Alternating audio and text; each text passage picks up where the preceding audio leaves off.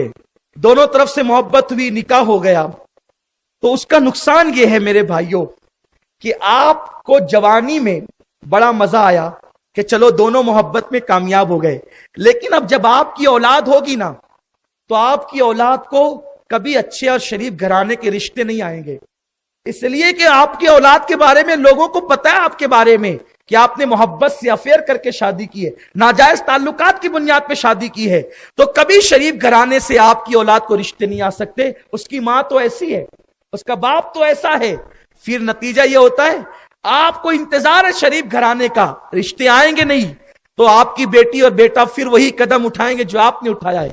आप बुढ़ापे में किस मुंह से कहोगे ऐसा न कर, क्योंकि आपके दिल में खटका है। मैं अपनी औलाद को कहूंगा ऐसा न कर, पलट के बेटा कहेगा आपने नहीं किया था, इसलिए आप कह नहीं सकते। शरीफ घराने के रिश्ते आ नहीं सकते। 2% ऐसे लोग हैं जो मोहब्बत में कामयाब होते हैं, लेकिन आगे की जिंदगी तबाह है, बच्चों का मुस्तकबिल तबाह है। मैं उस मां बाप को कभी भी मां बाप कह नहीं सकता जो अपने नफसानी ख्वाहिशात के लिए अपने बच्चों के मुस्तकबिल को आग लगा दें। मां बाप तो वो होते हैं जो अपने बच्चों के मुस्तकबिल के लिए खून के घूंट पीते हैं, अपना सब कुछ कुर्बान कर देते हैं। 2% वो लोग हैं, लेकिन अक्सर ये होता है कभी इधर से होती है उधर से नहीं, उधर से होती इधर से नहीं। यही हाल था।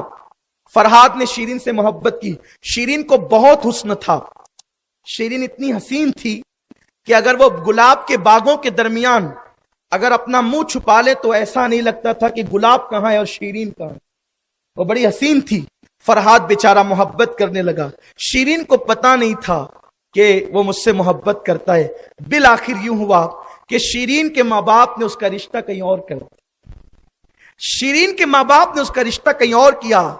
फरहाद एक दरख्त के पास उसी की मोहब्बत में खड़ा रहा, हत्ता के उसने वहीं अपनी जान दे दी। आज भी वहां पर वो दरख्त मौजूद है। उस दरख्त के सामने जब भी फरहाद का नाम लिया जाता है, दरख्त की टहनी से ताजा खून निकलता है। यह है मोहब्बत। आप मोहब्बत को समझा क्या है? मोहब्बत बच्चों का खेल नहीं है। एक आग का दरिया तैर के जाना है। आप वो 3 घंटे की फिल्म को आइडियल बना रहे, वो 3 घंटे के बाद अपने अपने घरों को लौटते हैं। वो ऐश करता है। आपके 3 घंटे की जिंदगी नहीं है। मेरी कौम के जवान, तेरी जिंदगी 3 घंटे की नहीं है। मेरी कौम की बेटी, तेरी जिंदगी 3 घंटे की नहीं है। तेरी अपनी सुबह है, तेरी अपनी शाम है, तेरे बच्चे हैं, तेरे माँ बाप है, तेरा मुस्तकबिल है।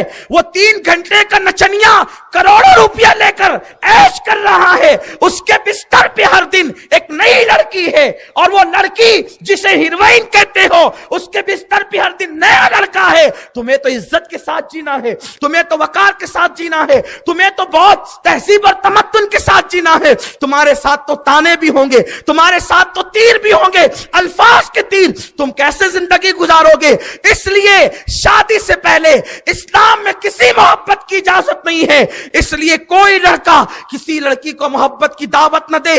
ये हराम है, हराम। और अगर तुमने ऐसा किया है तो कल तुम अपनी बहन, बेटी या मां के साथ ये रुख जरूर देखोगे।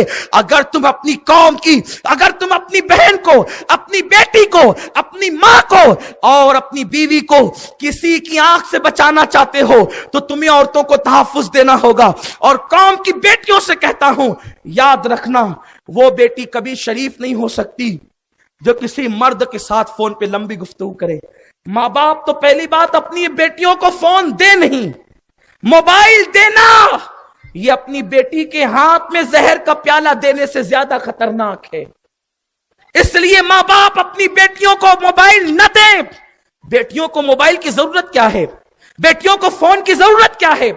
बेटियों को गुफ्तगू की जरूरत क्या है? बेटी घर में जितना होगी उतना उसकी इज्जत महफूज होगी। तो